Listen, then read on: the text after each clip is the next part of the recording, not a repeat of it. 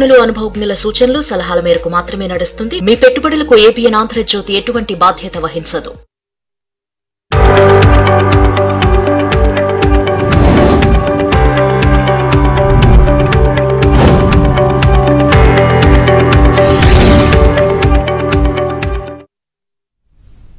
నమస్తే, welcome to ABN business news. దేశీయ stock మార్కెట్లు లాభాల్లో కొనసాగుతున్నాయి.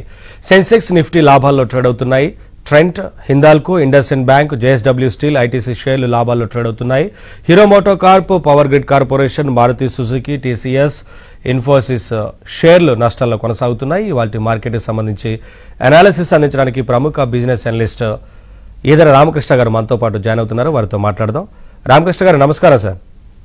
నమస్తే అండి సార్. ఏంటి ఇవాల్టి మార్కెట్కి సంబంధించి మీ విశ్లేషణ ఏంటి, అలాగే ఎక్కడ క్లోజ్ అయ్యేందుకు ఛాన్స్ ఉంటుంది? ఓవరాల్ గా లాస్ట్ వీక్ భారీ ఫాల్ మార్కెట్ నమోదు చేసిందండి. ఆల్మోస్ట్ మనకి ఒక 5% లాస్ అనేది మేజర్ ఇండస్ట్రీస్ లో నిఫ్టీ, సెన్సెక్స్, బ్యాంక్ నిఫ్టీలో కనిపించింది. మొత్తం మీద అన్ని సెషన్స్ మండే టు ఫ్రైడే వరుసగా నష్టాలు మార్కెట్ చవి చూసింది. పర్టికులర్ గా ఫ్రైడే భారీ లాస్ -1.5% దాకా నష్టం చూసాము.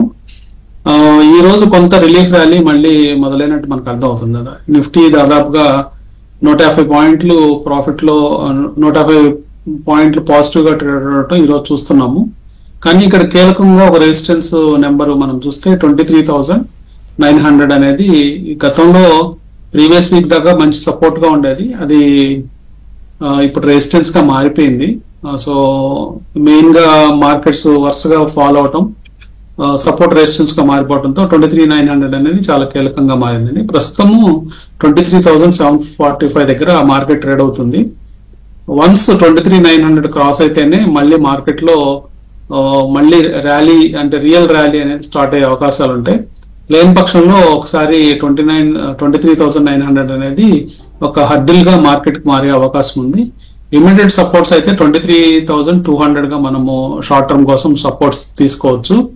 అది గతంలో నవంబర్ లో మనకి వచ్చిన లో పాయింట్ గా నమోదైంది 23,249. సో ఆ ప్రైస్ పాయింట్ దగ్గర కొంత సపోర్ట్స్ అనేది మార్కెట్ దొరికే అవకాశం ఉంది.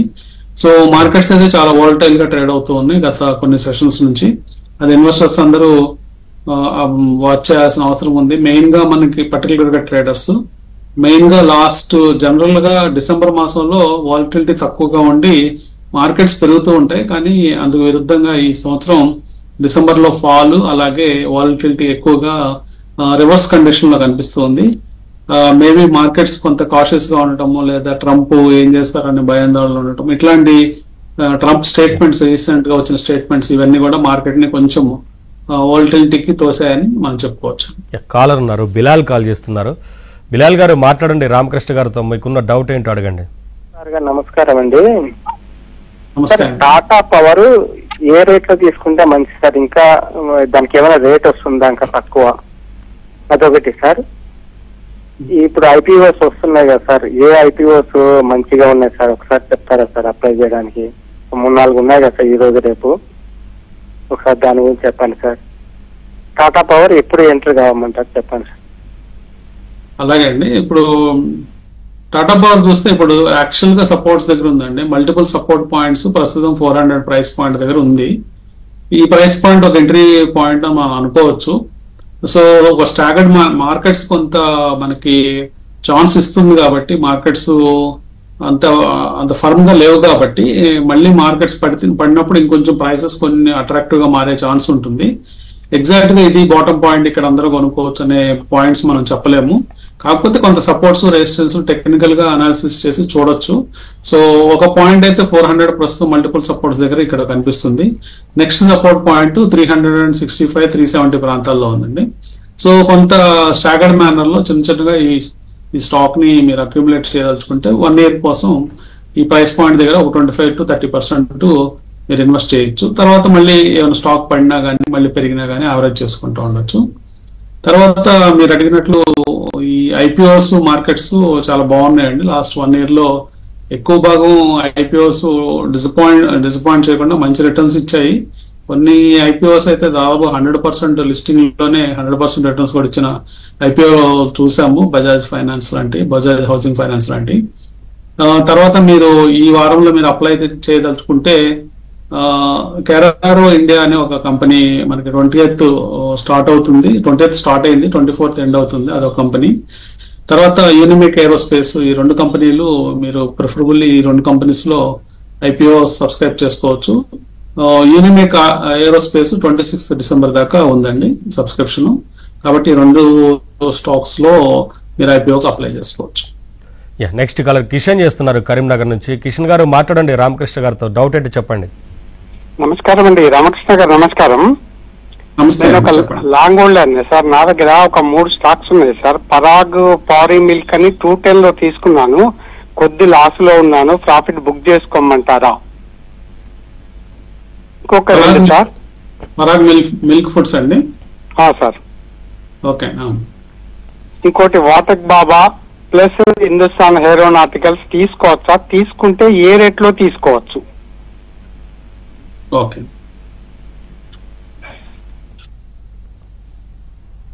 ఓకే అండి. పరాగ్ మిల్క్ అయితే ప్రస్తుతం 185 లో ఉంది.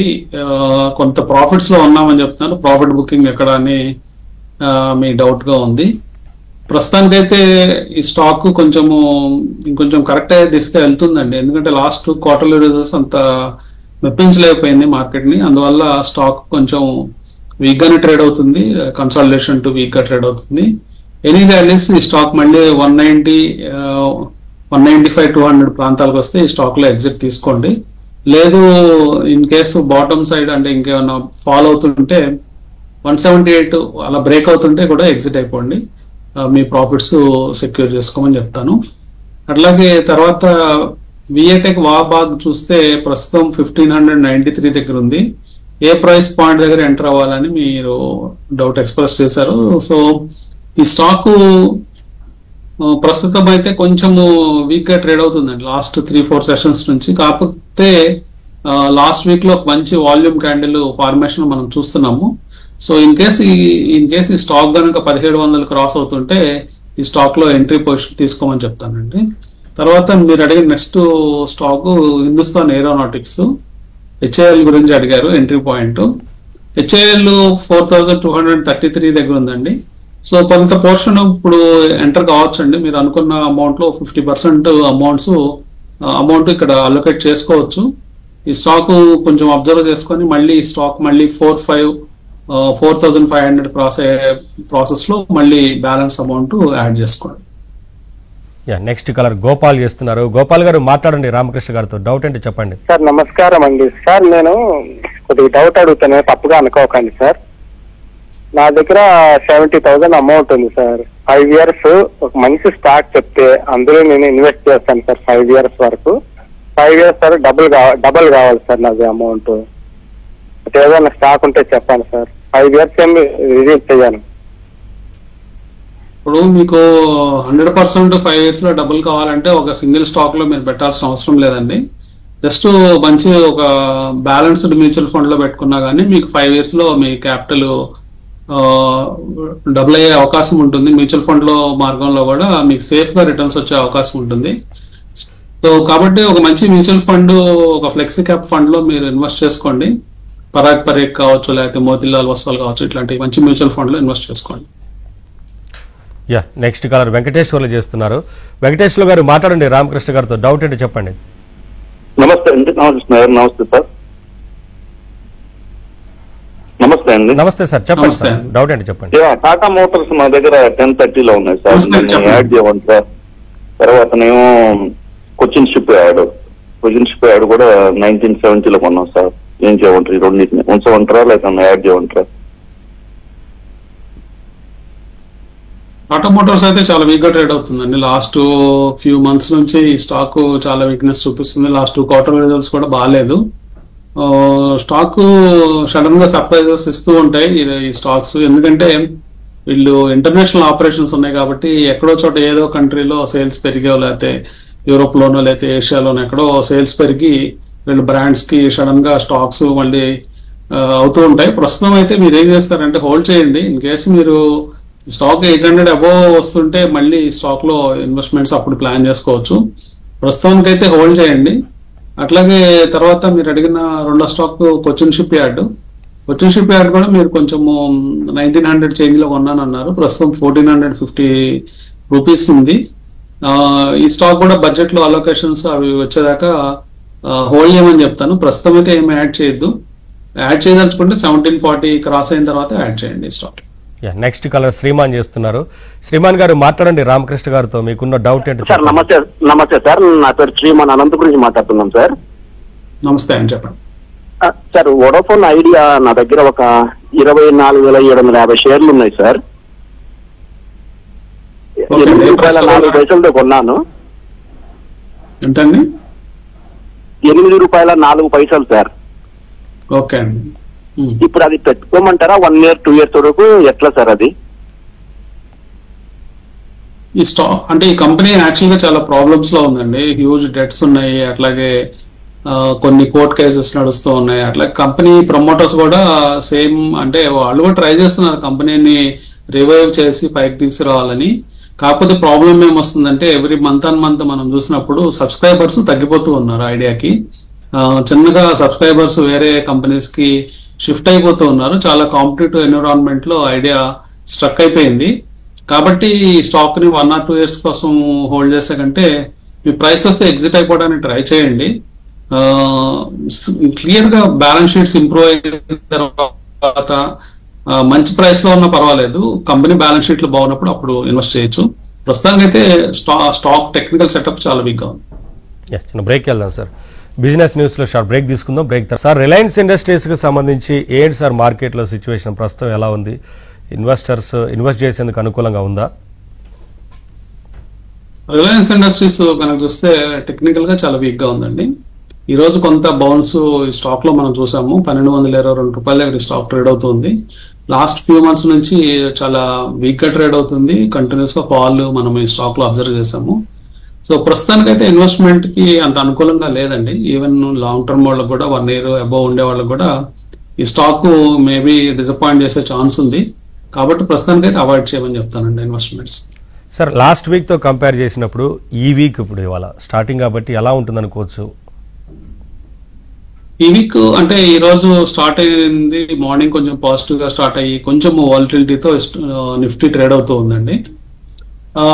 బహుశా నేను అనుకోవటము కొంత ఈ క్రిస్మస్ ర్యాలీ అనేది మనకి ఈ సంవత్సరం రాలేదు. కాకపోతే ఇయర్ ఎండింగ్ వస్తూ ఉంది. నెక్స్ట్ 5 to 7 సెషన్స్ లో మార్కెట్స్ అంటే క్యాలెండర్ ఇయర్ క్లోజ్ అవుతుంది కాబట్టి మేబీ ఏమన్నా కొంత రిలీఫ్ ర్యాలీస్ అయితే వచ్చే ఛాన్స్ ఉందండి. అంతేగాని క్లియర్ గా ట్రెండ్స్ మారాలి అంటే మనము ఓపెనింగ్ లో చెప్పుకున్నట్లు 23,900 క్రాస్ అయ్యి అట్లీస్ట్ 1 or 2 సెషన్స్ పైన ట్రేడ్ అయితేనే మార్కెట్స్ సీరియస్ గా ఫాలో అప్ రన్ వచ్చే అవకాశం ఉంది. అప్పుడు దాకా వెయిట్ చేయాల్సిన అవసరం ఉంది. నెక్స్ట్ కాలర్ గోపాలకృష్ణ చేస్తున్నారు. గోపాలకృష్ణ గారు మాట్లాడండి రామకృష్ణ గారితో, డౌట్ ఏంటి చెప్పండి. నమస్తే సార్. నమస్తే సార్, ఇప్పుడు ఎఫ్ఐఎస్ ఈ మధ్యన బాగా అమ్మేస్తున్నారు, దాని మీద మార్కెట్ పడిపోతుంది, దాని గురించి కొద్దిగా వివరించండి సార్. క్యూస్ క్రాప్ 6.70 ఉంది సార్, ప్రజెంట్ రేట్ లో కొనుక్కోవచ్చు చెప్పండి సార్. ఏంటంటే కంపెనీ నేమ్ ఏంటండి? Quess QUESS Corp. ఓకే అండి, కెస్కాప్. ఓకే అండి. ఎఫ్ఐఎస్ సెల్లింగ్ అనేది వాళ్ళు మార్కెట్స్ లో మార్చుకుంటూ ఉంటారండి. ఫారిన్ ఇన్స్టిట్యూషనల్ ఇన్వెస్టర్స్ అడ్వాంటేజెస్ ఎక్కడ మార్కెట్లు బాగుంటే అక్కడికి వెళ్తూ ఉంటారు. సో ఇండియాలో కాస్త ఇప్పుడు కొంత మనకి ఇండియాలో మెయిన్ గా లాస్ట్ ఫ్యూ మంత్స్ నుంచి మనకు చూస్తే ఎఫ్ఐఎస్ సీరియస్ గా అమ్మకాలు జరుపుతూ ఉన్నారు. ఆ అమ్మకాలు వరవడైతే కొంచెం తగ్గిందండి. డిసెంబర్ మాసంలో కొంచెం తగ్గిందని చెప్పుకోవాలి. అంతకుముందు నవంబర్ అక్టోబర్ లో మనకి భారీ ఎత్తున అమ్మకాలు మనం ఎఫ్ఐఎస్ దగ్గర నుంచి చూసాము. సో ఓవరాల్ గా చూసినప్పుడు ఎఫ్ఐఎస్ రావటము పోవటము సహజమే అయినప్పటికీ మన డొమెస్టిక్ గా కొత్త సపోర్ట్ అయితే ఉందండి. అంటే ఇండియన్ ఇన్వెస్టర్సే మ్యూచువల్ ఫండ్స్ ద్వారా ఎవ్రీ మంత్ 35,000 to 40,000 crores పెట్టుబడులు పెడుతున్నారు. ఒక 25,000 crores అయితే ఎస్ఐపి ద్వారానే వస్తున్నాయి. సో ప్రస్తుతానికి ఫండ్స్ గురించి పెద్ద వరి అవసరం లేదండి. మేబీ సెంటిమెంట్ వీక్ అవుతుందా ఇన్ కేసు అమెరికన్ మార్కెట్స్ ఇంకా కొంచెం డల్ అయితే ఇండియాలో కూడా మార్కెట్స్ డల్ అవుతాయి. అదొకటే కొంచెం మనం వరి కావాల్సిన పాయింట్. నెక్స్ట్ ఇండియన్ స్పెసిఫిక్ గా వరి కావాల్సిన విషయాలు ఏంటంటే రూపీ వీక్ అవుతుందండి. ప్రస్తుతం 85 రూపాయల 10 పైసల దగ్గర డాలర్ తో కంపేర్ చేసినప్పుడు ఎక్స్చేంజ్ రేట్ ఉంది. సో రూపీ వీక్ అవటం అనేది కూడా ఇండియాకి ఒక పెద్ద నెగిటివ్ గా మనం చెప్పుకోవాలి. అట్లాగే మనకి ట్రేడ్ డెఫిసిట్ వస్తూ ఉంది. మంత్ ఆన్ మంత్ చూసినప్పుడు మనకి ఎక్స్పోర్ట్స్ తక్కువ కనిపించడం, ఇంపోర్ట్స్ ఎక్కువ కనిపించడం, ఇవన్నీ కూడా కొన్ని వర్రింగ్ పాయింట్స్ కనిపిస్తూ ఉన్నాయండి. సో మన డొమెస్టిక్ కన్సంప్షన్ అయితే బాగుంది ఇండియాలో, కానీ మన ఎక్స్పోర్ట్స్ కూడా పెరగాల్సిన అవసరం ఉంది. ట్రేడ్ డెఫిసిట్లు పోవాల్సిన అవసరం ఉంది, ట్రేడ్ డెఫిసిట్ తగ్గాల్సిన అవసరం ఉంది. సో వన్స్ తగ్గితే గానీ మనం కొంచెము ఎకనామిక్ గా స్ట్రెంథన్ అయ్యే అవకాశాలు లేవండి. ప్రస్తుతానికైతే కొంచెము ఈ ఇష్యూసే మన మార్కెట్స్ ని వరీయింగ్ గా మారుస్తున్నాయి. ఎఫ్ఐ సెల్లింగ్ కంటే రూపీ వీక్నెస్ ఎక్కువగా భయపెడుతుందని చెప్పుకోవచ్చు. నెక్స్ట్ కాలర్ శ్రీనివాస్ చేస్తున్నారు. శ్రీనివాస్ గారు మాట్లాడండి రామకృష్ణ గారితో. నమస్కారం అండి సార్. మెజగాన్ డాక్, భారత్ బిజిలీ, సుజిలాన్ ఇవన్నీ షార్ట్ టర్మ్ దేనికోసం పర్చేజ్ చేయొచ్చా ఈ రేట్ లో? ప్రస్తుతం డౌన్ లో ఉన్నాయి కదా. అంటే షార్ట్ టర్మ్ అంటే టైం ఎంత అండి? అదే 1 month short term trade sir. ప్రస్తుతం డౌన్ లో ఉన్నాయి కదా. ఓకే అండి, చూద్దామండి. భారత్ బిజిలీ అన్నారు కదా. భారత్ బిజిలీ, మెజగాన్ డాక్, సుజిలాన్. అలాగే ఓకే అండి. 1 month అంటే ఏమన్నా మనకి బడ్జెట్ ముందు ఒక ర్యాలీ కనుక వచ్చినట్లయితే మజ్గాన్ డాక్ ఇవన్నీ కూడా పెరిగే ఛాన్సెస్ ఉన్నాయండి. ఈ బడ్జెట్ అలొకేషన్స్ లో కనుక ఈ స్టాక్స్ కి ఏమన్నా ఆర్డర్స్ రావటము, అలొకేషన్స్ ఎక్కువగా ఉండటము, ఇలాంటి కారణాల చేత మజ్గాన్ డాక్ పెరిగే ఛాన్స్ ఉంది. సుజలాన్ విషయానికి వస్తే ప్రస్తుతం 64 రూపీస్ దగ్గర ఉందండి. 1 month లో కాకపోవచ్చు, కానీ రాబోయే 2 to 6 months మనం చూసినట్లయితే ఈ స్టాక్ ర్యాలీ చేసే ఛాన్సెస్ కనిపిస్తున్నాయి. టెక్నాలజీ ఇంప్రూవ్ అయింది, క్యాష్ కూడా అంటే నెట్ ప్రాఫిట్ సర్ప్లస్ లోకి వచ్చే అవకాశం ఉంది కంపెనీ నెక్స్ట్ 1 or 2 quarters లో. మంచి ఫ్యూచర్ కనిపిస్తుందండి సుజలాని ప్రస్తుతానికి. కాకపోతే మరి 1 month లో ఈ స్టాక్ లో మనం ప్రిడిక్ట్ చేయడానికి లేదు. భారత్ బిజిలీ టెక్నికల్ గా కొంచెం వీక్ సెటప్ ఉందండి. మీరు 1 month కోసం ట్రై చేయాల్చుకుంటే మజ్గాన్ డాక్ మీద ట్రై చేయొచ్చు. నెక్స్ట్ కాలర్ కుమార్ చేస్తున్నారు హైదరాబాద్ నుంచి. కుమార్ గారు మాట్లాడండి రామకృష్ణ గారితో. డౌట్ ఏంటి చెప్పండి.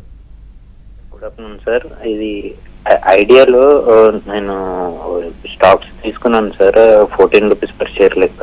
అండ్ తర్వాత ఆగస్ట్ లో తీసుకున్నాను. తర్వాత డౌన్ ఫాల్ అయితే మళ్ళీ దాన్ని యావరేజ్ చేశాను. అండ్ యావరేజ్ చేశాక కూడా మళ్ళీ ఇప్పుడు 8 రూపీస్ వచ్చేసాయి. 8 and 7 వరకు నడుస్తుంది. సో ఈ preferential basis 11.25 per share allot అంటున్నారు కదా సార్, అది దాని గురించి కొంచెం డీటెయిల్ చెప్పండి సార్. అంటే అది వచ్చాక లాస్ బుక్ చేసుకొని అందులోంచి ఎగ్జిట్ కమ్మంటారా, లేకుంటే డీలిస్ట్ అయ్యే ఛాన్సెస్ ఏమైనా ఉన్నాయా? కొన్ని యావరేజ్ చేసి నా క్యాపిటల్ నాకు వచ్చేటట్టు ఏదన్నా ఆప్షన్ ఇది ఉందా? ఎనీవే మార్కెట్ లో జనరల్ గా మనం బిగినింగ్ స్టేజ్ లో చేసే తప్పులేనండి ఇవన్నీ. ఏంటంటే యావరేజ్ డౌన్ చేస్తాము. వీలైనంత వరకు జనరల్ గా ఎలా తీసుకోవాలంటే స్టాక్ ని ఒక రేంజ్ లో మనం కొన్నప్పుడు ఆ రేంజ్ కంటే దిగిపోతూ ఉంటే యావరేజ్ డౌన్ చేయకూడదండి. వీలైనంత వరకు అవాయిడ్ చేయాలి. స్టార్టింగ్ లో ఒక 10% రేంజ్ లో కొనొచ్చు, డిఫరెంట్ ప్రైస్ పాయింట్ల దగ్గర వితిన్ 10% కొనుక్కోవచ్చు. కానీ స్టాక్ 20%, 30% టర్మ్స్ లో చూడండి. ప్రైస్ వైజ్ చూస్తే కొన్నిసార్లు మనం కన్ఫ్యూజ్ అయ్యే అవకాశం ఉంది. 14 రూపాయలు, 7 రూపాయలు అంటే ప్రైస్లన్నీ పక్కపక్కనే ఉన్నట్టు కనిపిస్తాయి, కానీ పర్సంటేజ్ టర్మ్స్ లో ఆల్మోస్ట్ 50% లాస్ అయిపోయినట్టే. సో కాబట్టి సీరియస్ గా ప్రైస్ డ్యామేజ్ అవుతుంటే మాత్రం ఎప్పుడు డౌన్ సైడ్ యావరేజ్ చేయకూడదండి ఫస్ట్ ఆఫ్ ఆల్. సెకండ్, మీరు అడిగినట్లు ప్రిఫరెన్షియల్ ఆఫర్ 11 రూపీస్ చేంజ్ లో ఉంది అన్నారు. ప్రమోటర్స్ తీసుకోవచ్చు బహుశా. సో ప్రమోటర్స్ సబ్స్క్రైబ్ చేసుకుంటారు, కానీ స్టాక్ కోలుకుంటుందా లేదా అనేది మనం కరెక్ట్ గా చెప్పలేమండి. ఇందాక కూడా ఒక కాల్ అడిగినప్పుడు మనం చెప్పాము, మెయిన్ గా కస్టమర్స్ బేస్ తగ్గుతుందండి. కస్టమర్స్ పెరిగితేనే వ్యాపారం బాగుంటుంది, తర్వాత లాభాలు ఎక్కువ వస్తాయి. కానీ ఎవ్రీ మంత్ మనం చూసినప్పుడు కస్టమర్స్ తగ్గుతూ ఉన్నారు. ఆ ట్రెండ్ రివర్స్ అవ్వాల్సిన అవసరం ఉంది. ప్రస్తుతానికి అయితే టెక్నికల్ గా వీక్ గా ఉంది, అట్లాగే ఫండమెంటల్ గా కూడా వీక్ గా ఉంది. ఎవ్రీ మంత్ ఎంతో కొంత మనీ పంప్ చేస్తేనే ఈ ఐడియా వోడాఫోన్ అనేది సర్వైవ్ అవుతుంది మార్కెట్ లో. సో ప్రమోటర్స్ కూడా మేబీ వెక్స్ అయిపోతారు ఈ ప్రిఫరెన్షియల్ ఇష్యూ తర్వాత. మళ్ళీ ఫండ్స్ అవసరమైతే రాకపోవచ్చు, అలాగే ఇవన్నీ కూడా ఇష్యూస్ ఉంటాయండి. కాబట్టి ఏదన్నా ఇలాంటి టైంలో ఏదైనా ర్యాలీ వచ్చి ఎగ్జిట్ ఆప్షన్ వస్తే మీ యావరేజ్ ప్రైస్ కానీ కొంచెం తక్కువ ప్రైస్ అయినా కానీ ఎగ్జిట్ అయిపోవడం ట్రై చేయండి. బ్యాంక్ నిఫ్టీ ఎలా ఉంది సార్? సో బ్యాంక్ నిఫ్టీ కొంచెం రిలేటివ్ గా నిఫ్టీ కంటే బెటర్ గా ఉందండి. అంటే మనం ఈ మధ్యకాలంలో అన్ని మూవింగ్ యావరేజెస్ నిఫ్టీ కట్ చేసుకుని కిందకి వెళ్ళిపోయింది ఈ ఫాల్ లో. కాకపోతే మనం ఫ్రైడే ఫాల్ లో కూడా బ్యాంక్ నిఫ్టీ అనేది కొంచెము 200 days ఈఎంఐ సపోర్ట్ ఈఎంఐ దాకా రాకుండా పైన క్లోజ్ అవటం, అట్లాగే ఈ రోజు కూడా మంచి గ్యాప్ అప్ తో బాగానే ట్రేడ్ అవటం మనం చూస్తున్నాము. ఎక్కువగా కన్సల్టేషన్ ఈ జోన్ లో జరిగింది గతంలో. So maybe bank Nifty first recover అవుతుందండి. నిఫ్టీ కంటే బ్యాంక్ నిఫ్టీ ముందు రికవర్ అయ్యి ముందుగా ఇక్కడ నుంచి లీడ్ చేసే ఇండెక్స్ అవుతుంది మేజర్ ఇండెక్సెస్ లో. సో బ్యాంక్ నిఫ్టీలో మెయిన్ గా పిఎస్యు బ్యాంక్స్ కూడా కొంత రికవరీ ఛాన్సెస్ కనిపిస్తున్నాయి ఇక్కడ నుంచి. అట్లాగే front line HDFC bank lead చేయాల్సిన అవసరం ఉందండి బ్యాంక్ నిఫ్టీని ఫర్దర్. నెక్స్ట్ కాలర్ మధు ఉన్నారు. మధు గారు మాట్లాడండి, రామకృష్ణ గారితో డౌట్ అంటే చెప్పండి. Good evening sir. ఈ కాఫీ డే రోజు లోయర్ సర్క్యూట్ పడుతుంది, దాని పొజిషన్ ఏంటి? సో కాఫీ డే అనేది స్టాక్ అంటే ప్రాఫిట్స్ రావటం లేదు, బ్రాంచెస్ పెరగటం లేదు, కంపెనీ డెట్స్ లో ఉంది, అన్ని మనకు తెలిసిన విషయాలే. సో ఇందుకు సహజంగానే లోవర్ సర్క్యూట్స్ పడుతూ ఉంది, మధ్యలో ఒకసారి డీలిస్ట్ అయ్యి మళ్ళీ రీలిస్ట్ అయింది, అన్ని జరుగుతూ ఉన్నాయి. అంటే వీక్ సెటప్ లో ఉందండి, టెక్నికల్ గా ఫండమెంటల్ గా అన్ని విధాలుగా వీక్ గా ఉంది. కాబట్టి వీలైతే ఎనీ రైజ్ స్టాక్ లో ఎగ్జిట్ అయిపోవడానికి ట్రై చేయండి. ఎగ్జిట్ అవడం కూడా ఛాన్స్ లేదండి అసలు. ఎగ్జిట్ అంటే ఐ మీన్ ఎప్పుడైనా సర్క్యూట్ లో రిలీజ్ అయ్యి మళ్ళీ ట్రేడింగ్ జోన్ కి వస్తుంది కదా అప్పుడు. నెక్స్ట్ కలర్ రామ్ ప్రసాద్ ఉన్నారు. రామ్ ప్రసాద్ గారు మాట్లాడండి, రామకృష్ణ గారితో డౌట్ అంటే చెప్పండి. Sir good afternoon sir. Good afternoon. ఉద్యోగం స్మాల్ ఫైనాన్స్ బ్యాంక్ సార్, అది 42 రూపీస్ దగ్గర 7,000 షేర్స్ హోల్డ్ చేస్తున్నాం సార్. అది నెక్స్ట్ 2 years వరకు ఉంచుకోమంటుందా సార్, లేకపోతే ప్రాఫిట్ రాకుండా కొద్దిగా ఎగ్జిట్ అవడం మంచిదా సార్? అలానే ఓఎన్జీసీ సార్. అలాగండి, ఈ స్మాల్ ఫైనాన్స్ బ్యాంక్స్ అన్నిటి మీద కొంచెము ఆర్బీఐ రూల్స్ ఇవన్నీ కూడా కొంచెము ఈ సంవత్సరం ఆ స్టాక్స్ అన్ని పెరగకుండా చేశాయండి. మెయిన్ గా టైట్ నార్మ్స్ తో ఉండటంతో ఆర్బీఐ మెయిన్ గా ఉద్యోగం స్మాల్ ఫైనాన్స్ బ్యాంక్ లాంటివి కూడా పెరగలేదు, ఏమాత్రం కంటిన్యూస్ గా ఫాలో అవుతూనే ఉన్నాయి. మీరు 47 రూపీస్ లో కొన్నారు, ప్రస్తుతం 33.65 జరుగుతూ ఉంది. ఇన్ కేసు ఏమన్నా ఈ స్టాక్ బౌన్స్ బ్యాక్ అయ్యి మళ్ళీ స్టాక్ కొంచెం పైకి వస్తుంటే వీళ్ళైతే ఎగ్జిట్ అయిపోండి. ఎగ్జిట్ అయిపోయి బెటర్ స్టాక్స్ లో మూవ్ అవ్వండి. ఫైనాన్స్ సెక్టర్ లో చాలా మంచి స్టాక్స్ ఉన్నాయి, సో వాటిలో మూవ్ అవటం బెటర్. అట్లాగే ఓఎన్జీసీ గారు, ఓఎన్జీసీ కనుక చూస్తే కొంత సపోర్ట్స్ ఈ ప్రైస్ పాయింట్ దగ్గర తీసుకునే ఛాన్స్ కనిపిస్తుందండి. 240 రీసెంట్ గా మంచి ఫాల్ చూసాము 340 నుంచి 240కి. సో మోస్ట్లీ ఈ ప్రైస్ పాయింట్ దగ్గర కొంత సపోర్ట్స్ తీసుకొని ఈ ఓఎన్జీసీ పెరిగే ఛాన్స్ కనిపిస్తుంది. లాస్ట్ 2 quarter రిజల్ట్స్ కూడా బాగున్నాయి, కానీ ఈ స్టాక్ లో కొంత ప్రైస్ వైజ్ కరెక్షన్ జరిగింది, ప్రస్తుతానికి అయితే అయిపోయింది అనుకుంటున్నాను. థ్యాంక్ యూ సార్, సలహాలు సూచనలు అందించారు మార్కెట్కి సంబంధించి. ఇది ఇవాల్టి బిజినెస్ న్యూస్. లేటెస్ట్ న్యూస్ కోసం చూస్తూనే ఉండండి ఏబిఎన్ ఆంధ్రజ్యోతి.